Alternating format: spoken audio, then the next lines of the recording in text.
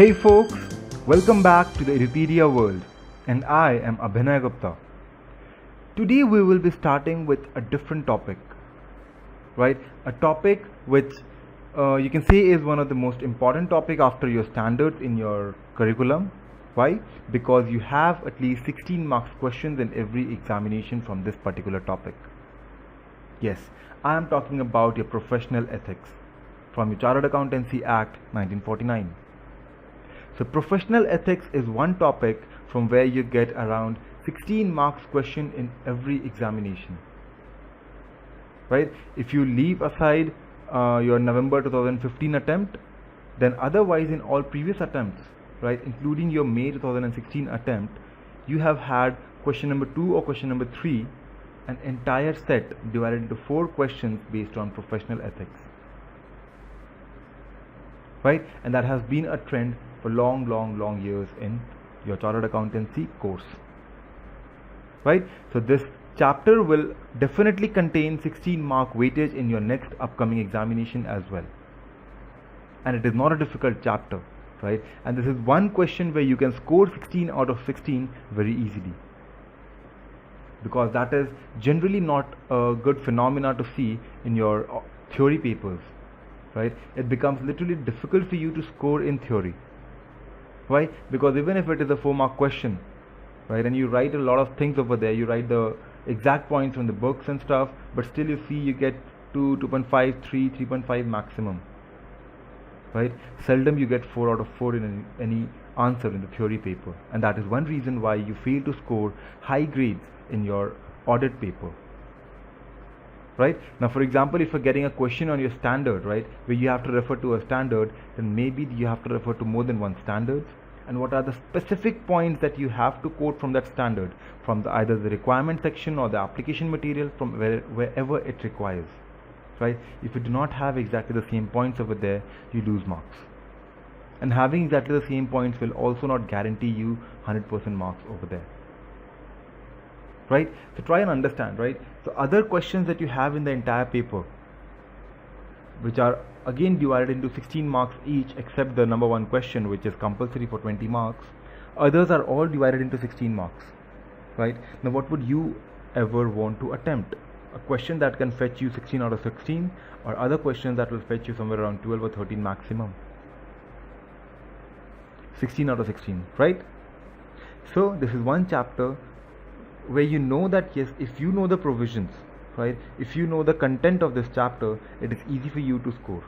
You have to mug up some clauses over here, right? Mug up means, okay, once I make you understand the clause, it becomes very easy for you to remember. But when I say mug up, I want you to remember it word to word, to quote it there, along with the clause number, the clause heading, right, the schedule number, the part number and everything. So to start with, the students who are going ahead with professional ethics for the first time, right, you must be a little scared about what are these clause numbers and parts number and stuff, right? Don't worry about it. It's very clear and crisp content in the entire chapter, right? And we'll deal with it in a slow pace and try and grab everything, because this is one of the most important chapters that you will be studying in your audit. Right? So we'll go slow with this chapter and we will try and score 16 out of 16 in our examination from this chapter. So we'll not leave behind anything, any damn thing from this chapter. Whatever be asked, whatever may come, you should be able to answer it perfectly. When I say perfectly, means to the point, crisp and clear. Right? So at the end of the chapter, I will also let you know how to write down the answers in your examination. Right? What are the format that you can follow for writing your answers in professional ethics that would fetch you 4 out of 4 in each subpart. Right? So we'll start with the chapter. So before we start with the chapter, I would want to give you a brief of what are we going to study in the chapter, or how are we going to progress. Right? I mean, I'll give you a summary diagram, a route map of the entire chapter before we go ahead and discuss in detail the specific provisions of the chapter. Right? Now, when we start with this chapter, right, we will deal basically with section 22, right, section 22 of the Chartered Accountant Act 1949. Now when we talk about professional ethics, right, what does the word suggest? I'm talking about in a layman's term. What is professional ethics? You have heard about ethics, right? When we were doing the standards also, the ethical requirements over there. Remember IOPCP, integrity, objectivity, professional competence, due care, professional behavior, confidentiality, and independence, obviously, right? You remember those things? So those are your professional ethics that you need to follow. And if there is a compromise on your professional ethics at any point of time, then you will be succumb to penalties, right? And there are various departments that have been created by the institute to levy penalty in different cases. We'll see all of them in detail, don't worry, right? We'll see the constitution of those boards and bodies also, and also what is the bandwidth, or what are the kinds of cases they cover, and what is the maximum punishments they give. We'll cover all of them in detail in the chapter, right? So be very clear with it, right? Whatever you know about this chapter from beforehand, right, please try and empty your brain out of it, because I don't want any confusion and clash, right? So we'll start with the chapter, and before going into much more detail about what professional ethics is and everything, I'll just give you a route map, I'll give you a blueprint of the chapter, and then we'll discuss each and every topic in detail. So basically, Professional Ethics, Chartered Accountant Act 1947, Section 22. Section 22 contains two schedules, the first schedule and the second schedule. Always remember, whenever you refer to them, you refer to them as first and second schedule, not schedule number 1, schedule number 2, or FIRST schedule, nothing. It is first 1 ST schedule and second 2 ND schedule. That is it. When I say that yes, you have to write first and second schedule, you will have to pay attention to it, and you will have to always use these terms like this. Why? Because you want to create a habit out of it. And in the examination also, you will have to refer to them as first and second schedule. And yeah, take it lightly. I'm just kidding when I say you have to write 1 ST. You can write FIRST, no issues, right? But you cannot write schedule 1, schedule 2, right?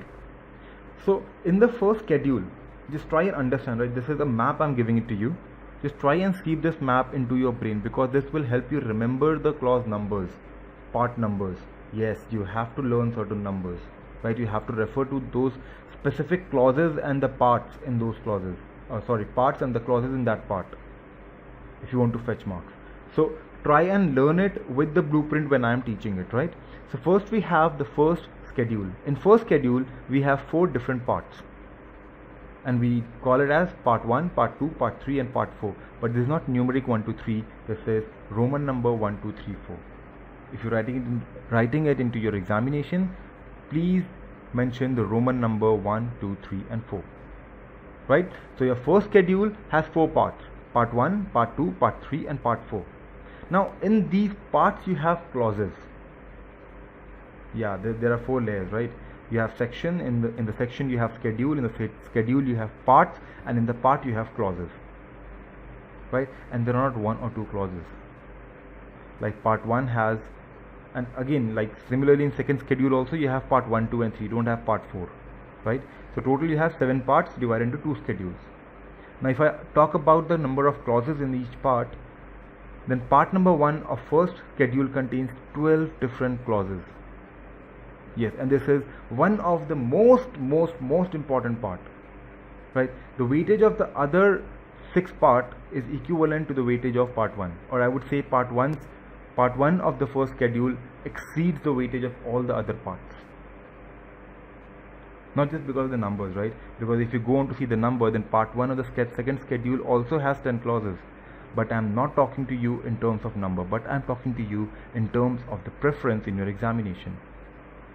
Like if I give you an example, then in a recent May 2016 examination, just in this particular month, right, you've had a question from Professional Ethics, question number 2, all 4 questions from Professional Ethics, and all 4 of them belonged to the first schedule, part 1, all the 12 clauses. So think how important it is, how much is the weightage as compared to the all other parts, right? So your first schedule, part 1 has 12 clauses, part 2 has just 2 clauses, part 3 has 3 clauses, and part 4 again has just 2 clauses.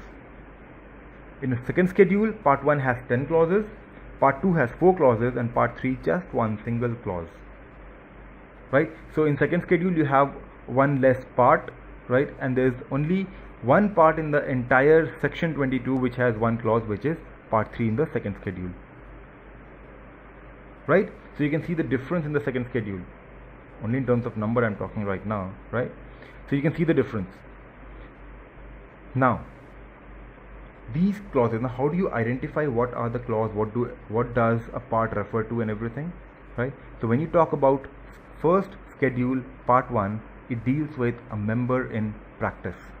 A member in practice means a chartered accountant who has his firm, right, who on his own is providing professional services, right? You say, right, that yeah, after I qualify I'll open up a firm of my own, I won't go for a job, right? So the people who think about firm and who operate a firm individually, either it's a partnership firm or a sole proprietor firm, those are known as the members in practice. They hold the certificate of practice as well, right? Part 2 contains the clauses, right, the 2 clauses which will deal with the members who are in job. And you'll see, oh, for the practice people you have 12 clauses, and for the job just 2 clauses. Be very happy with that, right? Because these clauses are for professional misconducts.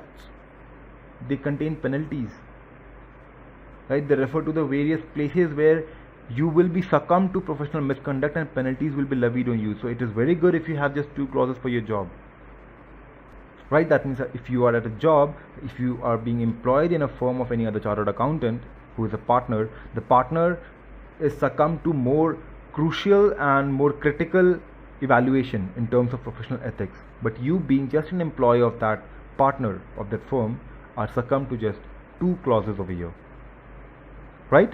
Then you have part 3, which deals with members in general.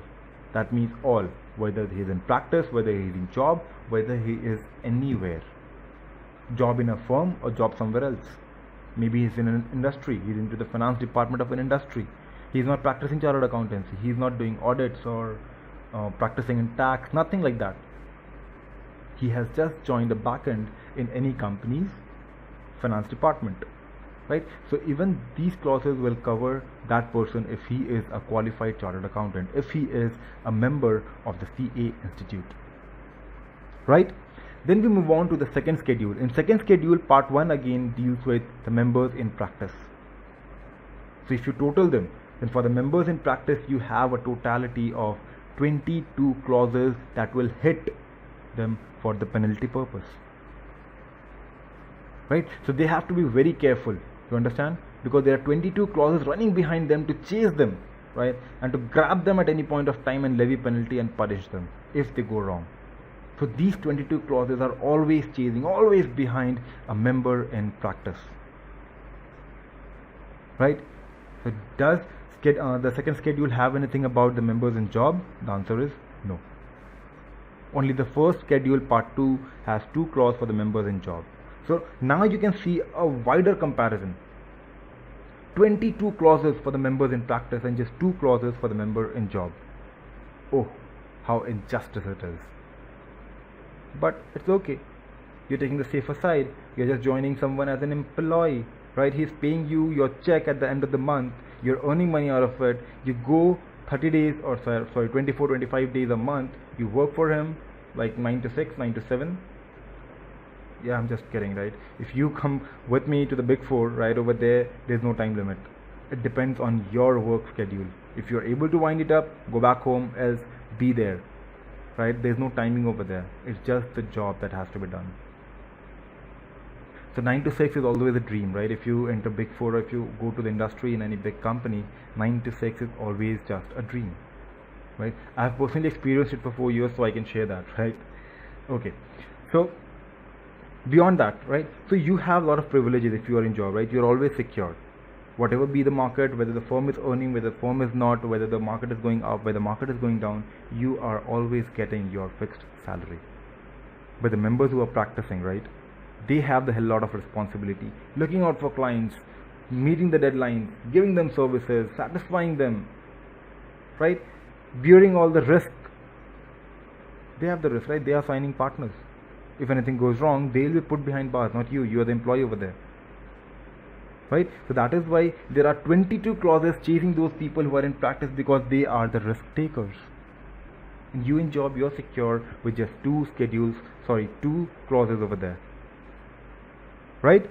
I'm just trying to get into it so that you understand and you remember that yes, there are 22 clauses for practice. You don't confuse it anytime, right?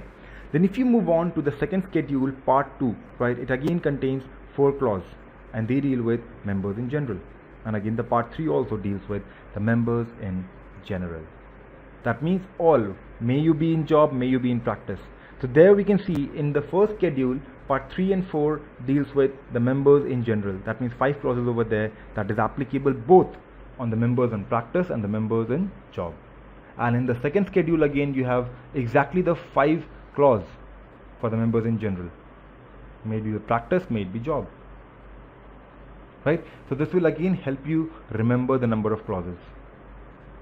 In totality, in general, in both the schedule, the first schedule and the second schedule, it is divided 5-5 each. And the ratio of 3:1 and 4:1, 3:2 and 4:1, that is on you to remember. It is 1, 2, 3, 4, all the numbers over there. Right? 1 is an odd number, so part 3, part 4, you have 3 and 2. 3 is an odd number, it starts over there. And the second schedule 2 is an even number, so you can say, okay, it's 2 into 2. Right, or 2 plus 2, 4. Over here you have 1 plus 2, 3. That is, anyway, you try and remember it, right? You have to just remember the number of clauses. Why? Because that will help you to track down which was the specific clause. I'm not trying to scare you, but in the examination, when you get a question, right, you get a case study question that this has happened. A chartered accountant is found to be guilty of this thing. Or they'll not say he's guilty, they'll just say he has attempted these activities.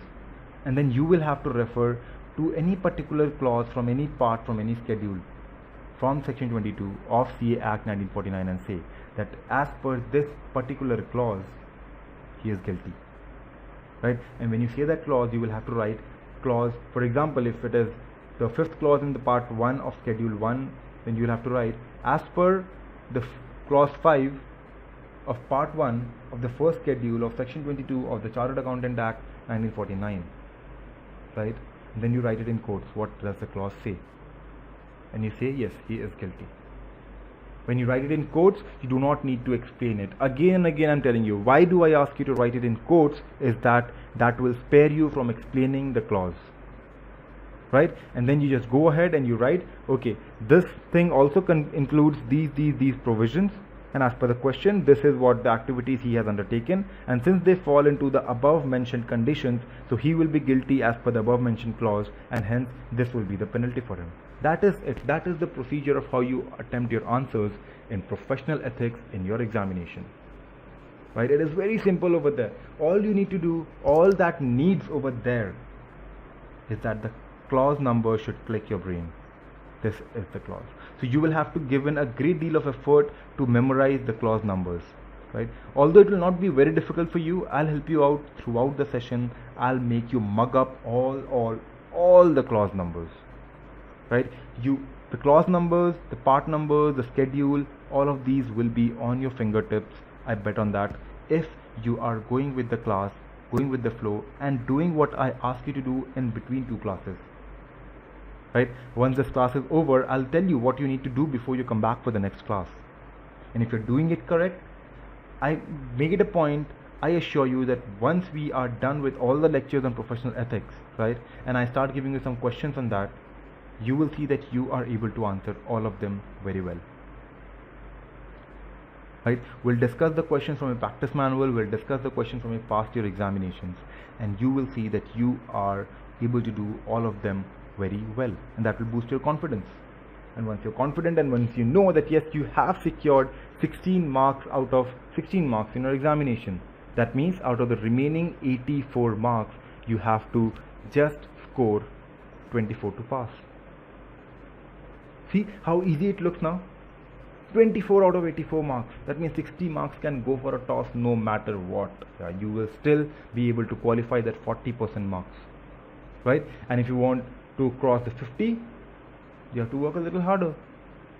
right? To score the 24%, again, if you pick up some minute chapters like your peer review, your general insurance, banking, caro, you're done with 24 marks, dude, over there.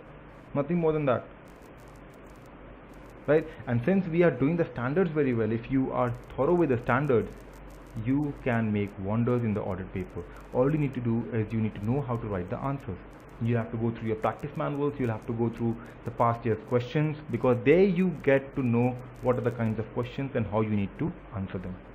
Okay, we'll get back to that later. First we will be done with this blueprint that we were talking about, right? So now you know we are talking about two schedules, the first schedule and the second schedule. The first schedule contains 4 parts, part 1, part 2, part 3 and part 4, and the second schedule contains 3 parts, part 1, part 2 and part 3.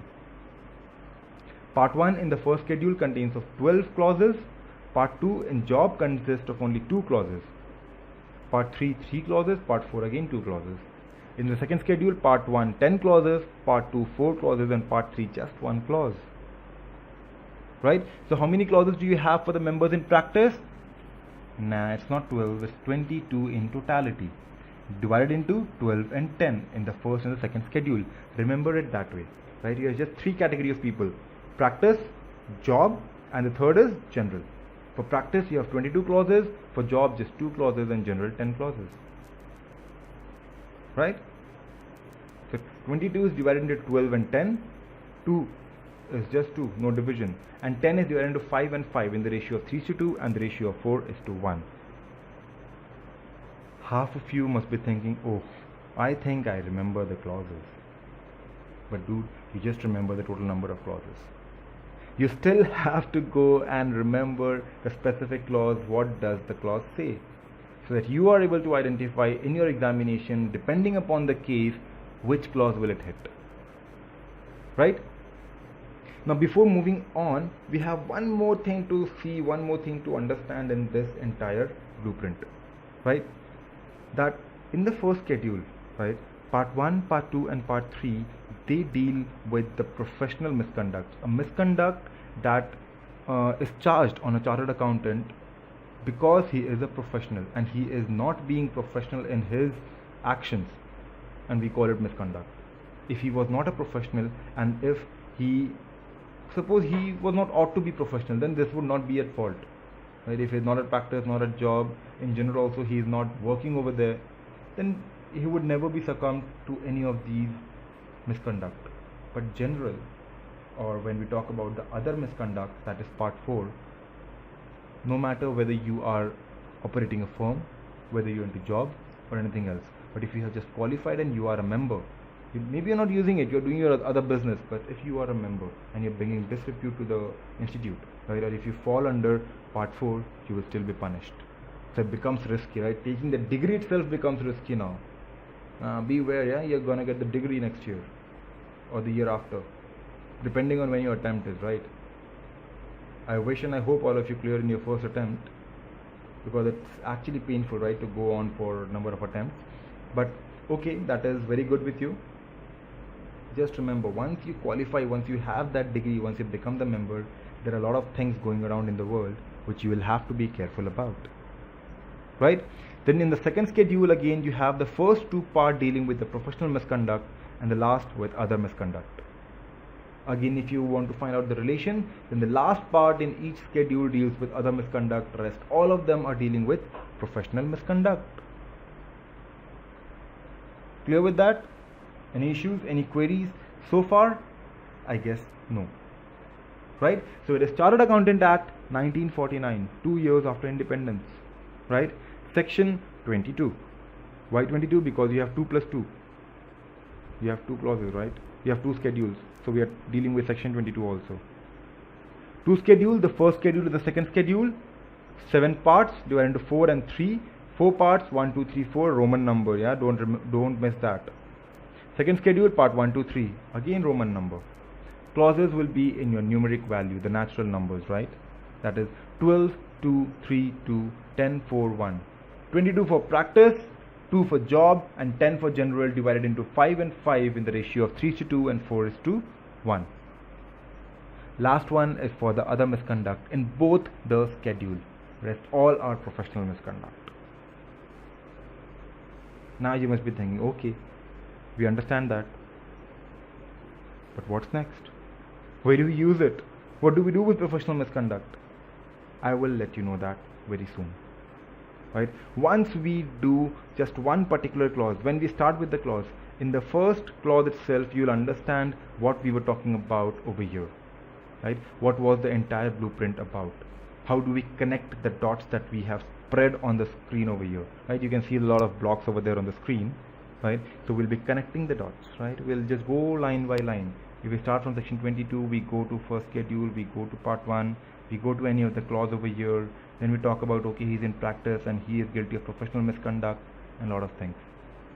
Right? Otherwise, we go again to section 22, to second schedule, maybe part 3, then in general and other misconduct. Right? So this is the flow that you create. You can go from anywhere to anywhere. Right? So that is what we need to understand, how to go about with it. Right? It is not difficult at all. It is a very easy topic. Just remember, go with it, try and understand. Once you understand, you will not forget. It is not any specific thing that you have to mug up and it's very difficult to mug up. No, you just need to know. If you know it for once, if you have heard it for once, you know it for your answers. And if you know it for your answers and you have remember the clause content, 16 out of 16, you routed that. Right? So over here, I'll be leaving you guys today, right? And I told you, before you go, I'll tell you something to do. Please get a printout of the screen, or prepare this route map in a paper in your copy where you are preparing notes after watching the classes. Right? Once you prepare everything, keep it. I would suggest your audit copy, right? Maybe you have been writing standards before this, but the first page, normally people leave the first page. In the first page, in the vertical section, right, turn the copy in the horizontal face, right, go in the landscape mode, and then prepare this sheet over there, this entire route map over there. Right? There will be some arrow diagrams that I'll ask you to draw in the next class, but in the meantime, just copy this down or just get a printout of it. Right? This will have to be in your brain at every time. Right? Do it, go through it once more, and then come back for the next class.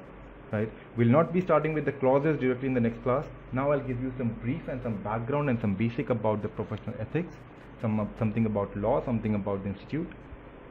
Right? And then once we start the clauses, I'll again come back to this sheet, right, the screen, and this will be very helpful for you even then. And then you will actually get the essence of the screen. Right? So until then, this is Abhinay Gupta signing off from this video. See you guys back in the next class. Please stay tuned. That will be of great help for you. Right? And thank you so much for watching this video. Stay connected through the comment box below also. Right? If you have anything, any query, anything you don't understand, anything you want more detailed description, any more detailed talk about that, right? Or you want references to any material, just post it down in the comment box. I'll get back to you over there also. Right? So thank you for watching this video. Bye bye.